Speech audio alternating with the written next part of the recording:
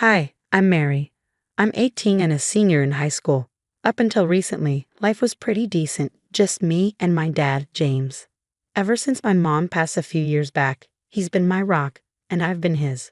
He's always encouraged my dreams of becoming a journalist, one who takes down corruption and fights for the truth. But then Jennifer showed up. Dad met her at some work event, and suddenly, everything shifted. She's divorced with a son named Andrew, who's 16 and about as charming as a wet sock.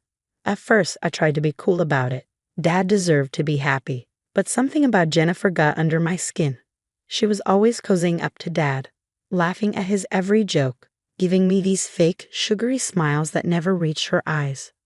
"Mary, sweetie," she'd say, "you don't mind if I rearrange the living room, right? James says you're so easygoing." I'd just grit my teeth and nod. "Whatever makes you feel at home, Jennifer." But it didn't stop there. Before I knew it, Dad was talking about marriage. "Don't you think this is moving a little fast, Dad?" I asked, trying to be reasonable. He just shrugged it off. "When you know, kiddo. Jennifer makes me happy." The wedding was a blur. One minute, I was trying to be a supportive daughter. The next, I was watching Dad smash cake into the face of a woman I barely knew. Things got tense fast. I hear Jennifer and Dad arguing late at night. "James, we need a bigger place," she'd say. "This house is too small for 4 people. But Dad was firm. "We can't afford it right now, honey. Maybe in a few months." Her response was always the same. "Well, something has to give. Andrew needs his own space."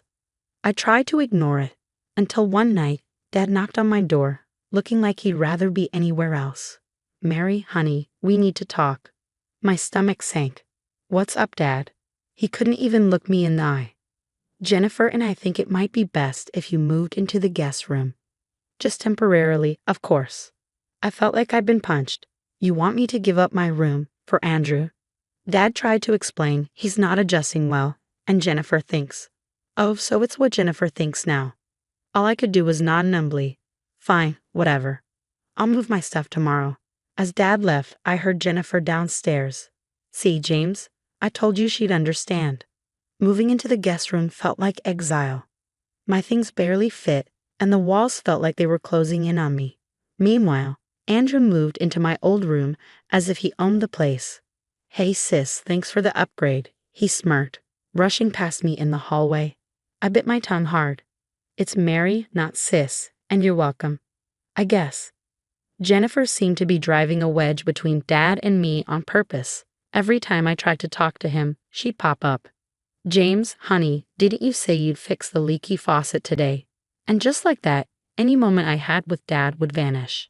Andrew's behavior was getting stranger by the day. He'd come home at odd hours, eyes red, muttering something about study groups.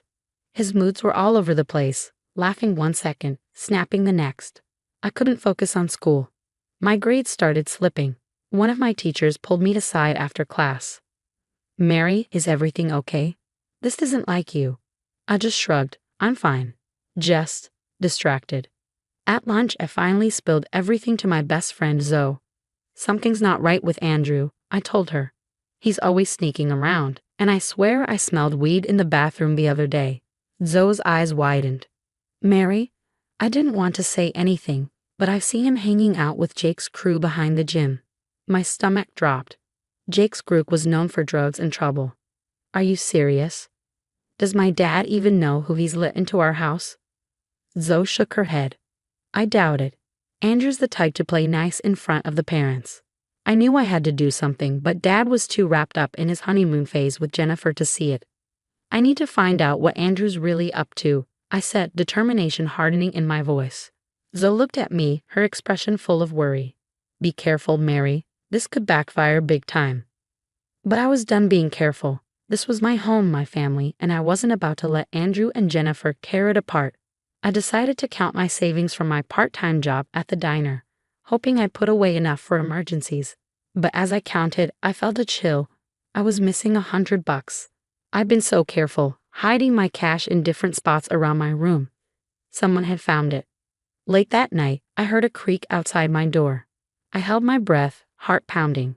Slowly, the door opened, and I saw Andrew's silhouette in the darkness. That's when I snapped. "What the hell are you doing?" I hissed, Flipping on the light, Andrew jumped, eyes wide.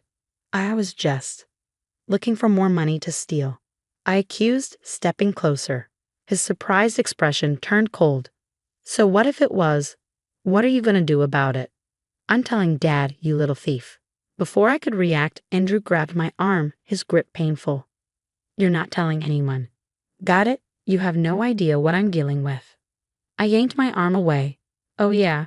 Why don't you enlighten me? He looked away, his voice cracking.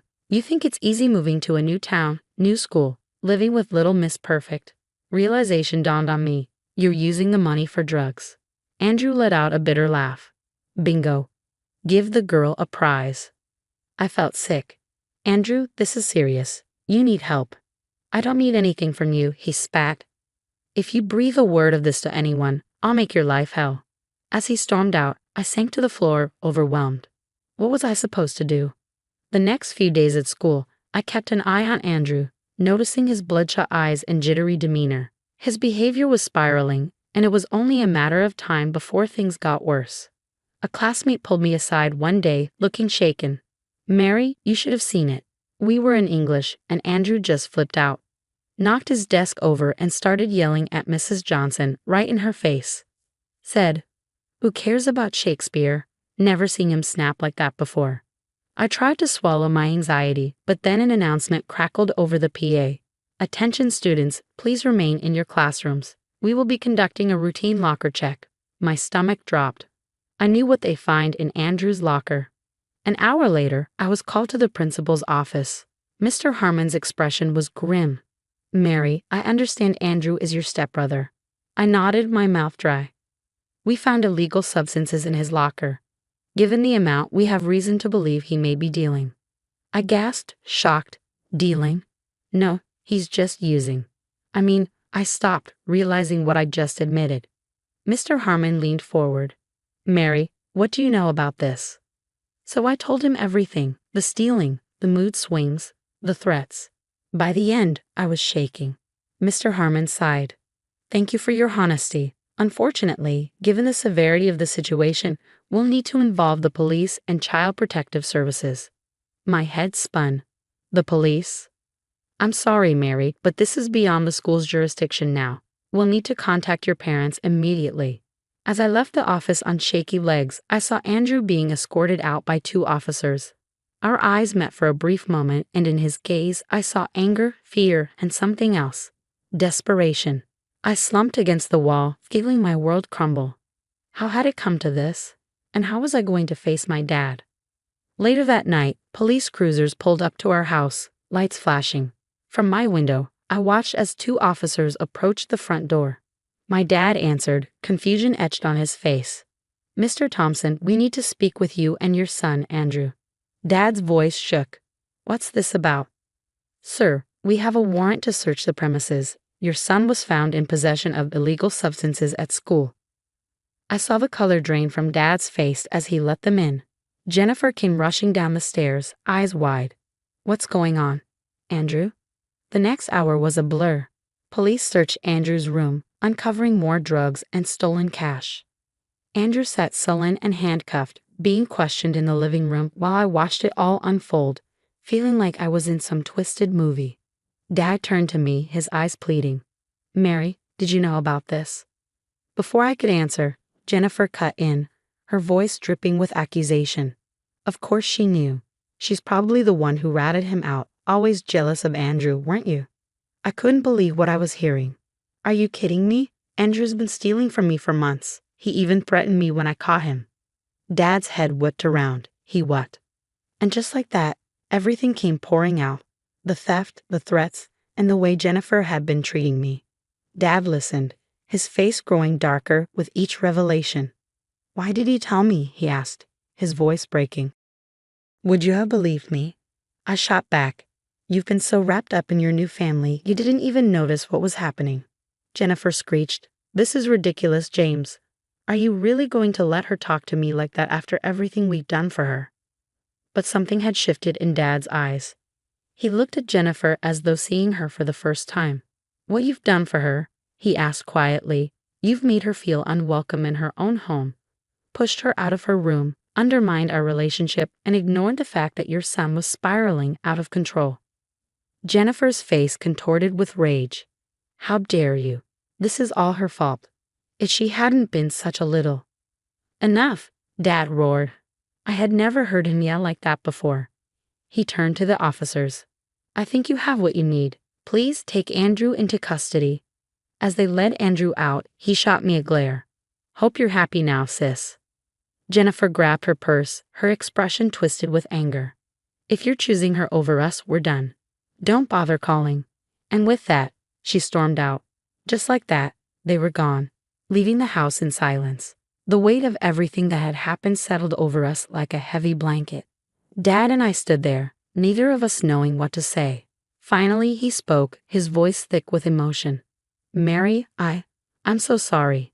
I've been a terrible father. I wanted to stay angry to make him feel the hurt and neglect I had felt. But seeing him so broken, I couldn't do it. You really have, Dad. He nodded, tears in his eyes. I know, I got so caught up in trying to create this perfect new family that I forgot about the amazing one I already had. Can you ever forgive me? I took a deep breath. It's going to take time, Dad. A lot of time. We talked for hours that night, really talked for the first time in months. We spoke about Mom, our fears, and how we drifted apart. By the end, we were both emotionally drained. I said slowly, I think I need some space to process everything. Dad looked pained but nodded. I understand. What do you want to do? Can I stay with Aunt Sarah for a while? Just to finish out senior year. Of course, sweetheart. Whatever you need. The next few months were a whirlwind. Moving in with Aunt Sarah, focusing on school, and slowly rebuilding my relationship with Dad. He started therapy, working through his grief over Mom and his guilt over what had happened with Jennifer and Andrew. And slowly Dad and I began to mend. It wasn't perfect and things weren't the same as before, but he was trying. He visited regularly, always respecting my boundaries, showing me he was committed to making things right. I knew we still had a long way to go, but we were on the right path. The story of Mary, her father, and their fractured family has come to an end.